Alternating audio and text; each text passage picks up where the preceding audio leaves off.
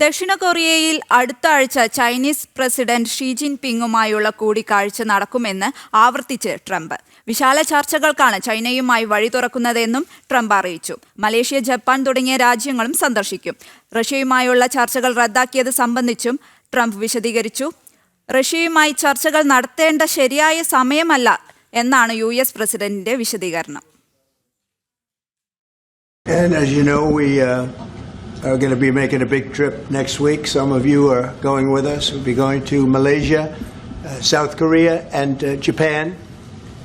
In South Korea, I'll be meeting with President Xi of China. We'll have a pretty long meeting scheduled. We can work out a lot of our questions and our doubts and our tremendous assets together.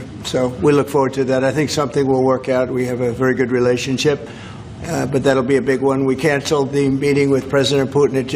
It didn't feel right to me. It didn't feel like we were going to get to the place we have to get, so I canceled it.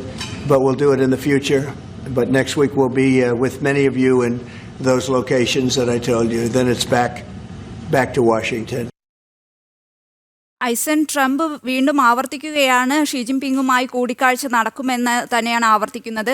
എങ്ങനെയാണ് അപ്പോൾ നയതന്ത്ര ബന്ധങ്ങൾ തുടങ്ങിയ കാര്യങ്ങളിൽ ചർച്ചയാവുന്നത്?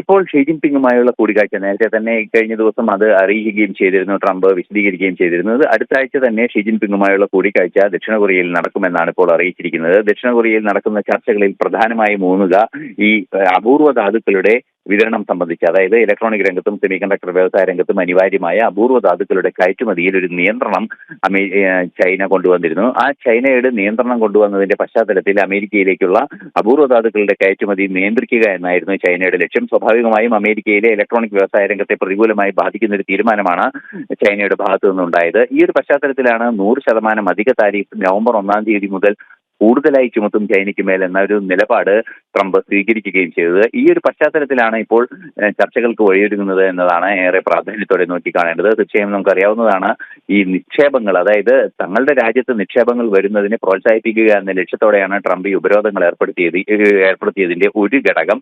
അതിന്റെ ഭാഗമായി അപൂർവ ധാതുക്കൾ നിയന്ത്രിക്കുകയാണെങ്കിൽ ഈ തരത്തിലുള്ള താരിഫ് ചുമത്തുന്ന നീക്കങ്ങൾക്കെതിരെ കടുത്ത നടപടി സാധ്യമാകുമെന്ന് ചൈനയുടെ തിരിച്ചറിവിന്റെ കൂടി അടിസ്ഥാനത്തിലാണ് നീക്കം നടന്നത്. ഈ ഒരു പശ്ചാത്തലത്തിൽ നിലവിൽ 155% താരിഫിലേക്ക് എത്തുന്ന ഒരു സാഹചര്യം, നവംബർ 1 തീയതിയോടുകൂടി 155% താരിഫിലേക്ക് എത്തുന്ന ഒരു സാഹചര്യം കൂടി നിലനിൽക്കുമ്പോഴാണ് രണ്ടുപേരുടെയും കൂടിക്കാഴ്ച നടക്കുന്നത്. ഷീ ജിൻപിങ്ങിന്റെയും അതുപോലെ തന്നെ ഡൊണാൾഡ് ട്രംപിന്റെയും കൂടിക്കാഴ്ച ദക്ഷിണ കൊറിയയിൽ നടക്കുക എന്നാണ് അറിയിച്ചിരിക്കുന്നത്. ഏറ്റവും നിർണായകമായ ഒരു കൂടിക്കാഴ്ചയായിരിക്കും നടക്കുക.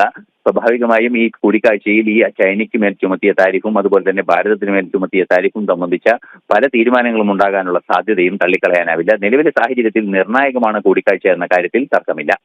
ശരി, ഐസൻ ജോസ് ആണ് വളരെ പ്രധാനപ്പെട്ട വാർത്തയുടെ വിവരങ്ങൾ പങ്കുവച്ചത്.